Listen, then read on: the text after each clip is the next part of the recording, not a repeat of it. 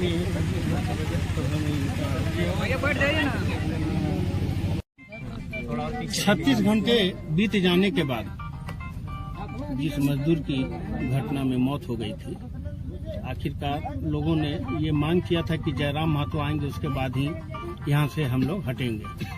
इसको आप किस नजर से देखते हैं? निश्चय ही आज विगत कुछ महीनों से हम लोग मजदूर के हित के लिए लगातार आंदोलन कर रहे हैं, चाहे उनके सेफ्टी का मुद्दा हो या फिर मृत्यु हो जाने के बाद मुआवजा की बात हो।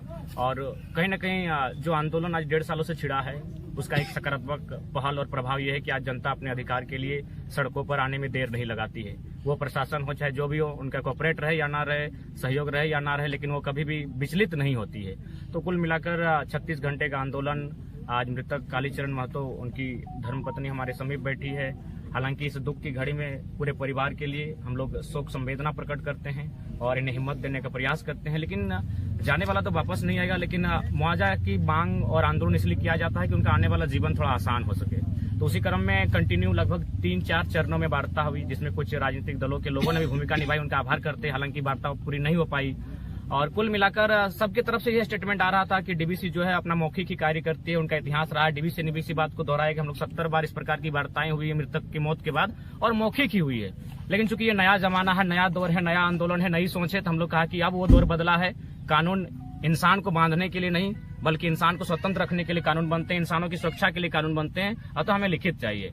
और उसी क्रम में रात 2 बजे लगभग 1.5 से 2 घंटे की वार्ता हम लोग की पुनः हुई, जिसमें डीजीएम थे और एक अधिकारी थे आपके डीबीसी के, और साथ में स्थानीय एसडीएम महोदय थे, एसडीपीओ महोदय थे और थाना प्रभारी चंद्रपुरा थे और थाना प्रभारी, स्थानीय थाना प्रभारी भी थे। उनके नेतृत्व में और उनकी उपस्थिति में वार्ता हुई। वो वार्ता हमारी विफल रही।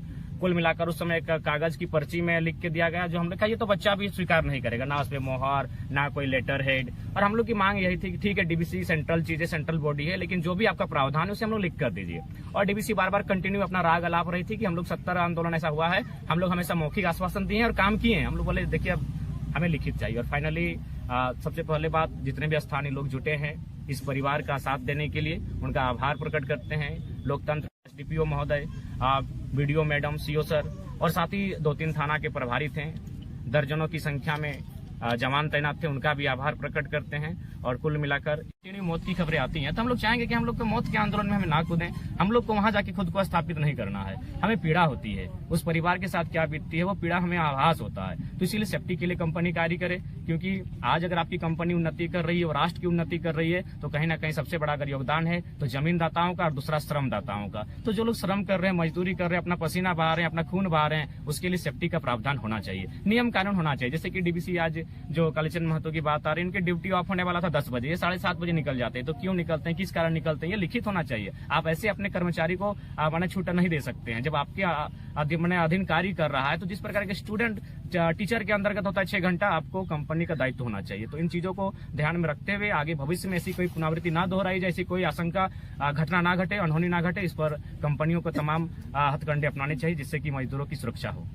जयराम जी, राज्य बड़ा है, समस्याएं अनेक है, हर क्षेत्र में बहुत ऐसी बातें हैं जहां पर लोग आपको एक आशा भरा नजर से देखते हैं, उसको किस तरह से पाटेंगे आप? देखिए, बिल्कुल काफी कम आयु है और दिल से हम कहते हैं इतनी छोटी आयु में इतनी बड़ी रिस्पॉन्सिबिलिटी के लिए हम तैयार नहीं थे।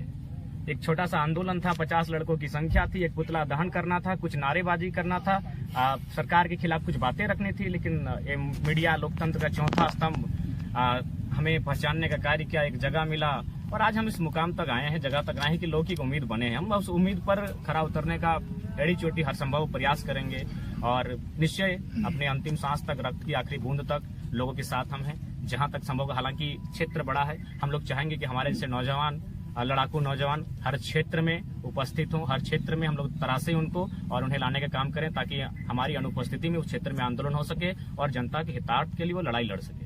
अभी मुआवजा के तौर पर मैनेजमेंट या स्थानीय प्रशासन के द्वारा क्या मुआवजा दिया गया? जो कि डीबीसी सेंट्रल बॉडी है और उसका जो नियमन बलि में आता है, लगभग 18 लाख के आसपास का कुल रकम राशि बनती है और उनकी आश्रित पत्नी को 4,500 रुपए के आसपास प्रति माह पेंशन और 2-3 लाख रुपए एक्स्ट्रा प्रशासन के द्वारा दिए जाएंगे। कुल मिलाकर 22-23 लाख का मुआवजा बनता है और उम्मीद करते हैं, हालांकि उस मनुष्य की तो भरपाई नहीं हो पाएगी, पर यह जो मुआवजा मिलेगा इस परिवार का जीवन थोड़ा आसान हो पाए, बस यही हम लोग कामना करते हैं। और ये कागज है, जो लिखित कागज है, जो इसको शॉर्ट में थोड़ा नीचे